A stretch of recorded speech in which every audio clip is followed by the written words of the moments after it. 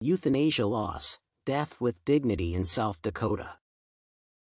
The lack of access to death with dignity in South Dakota led to the introduction of the Death with Dignity Act, which is a bill that allows terminally ill patients to make decisions over their deaths. However, several stakeholders are affected by this law either positively or negatively. The main stakeholders included in the act are patients, their families, and religious institutions. Many stakeholders in South Dakota view the law as a solution to the lack of access to death with dignity for terminally ill patients. Religious institutions play a crucial role in society and, as such, are major stakeholders affected by this law. Most people in South Dakota are affiliated with religious institutions which shape their opinions on various issues. Most of the patients who undergo euthanasia are adherents of different religious groups and thus affect the functioning of such institutions.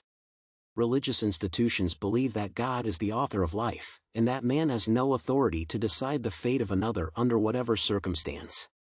They view the Death with Dignity Act as a law that perpetuates evil against people of faith. The Church argues that the passage of such an act disregards the authority of God as the author of life and threatens the dignity and sanctity of life. The Muslim faith is also against euthanasia as a solution to relieving the pain of terminally ill patients. These arguments dictate that euthanasia is a negative way to care for patients as it goes against some people's faith. Terminally ill patients and their families are major stakeholders affected by the Death with Dignity Act. Most fully embrace the law because it offers an avenue for them to get relief from the suffering they undergo as a result of illness. Many patients and their families are willing to end their lives painlessly by deciding where, when, and how they would like to die in peace.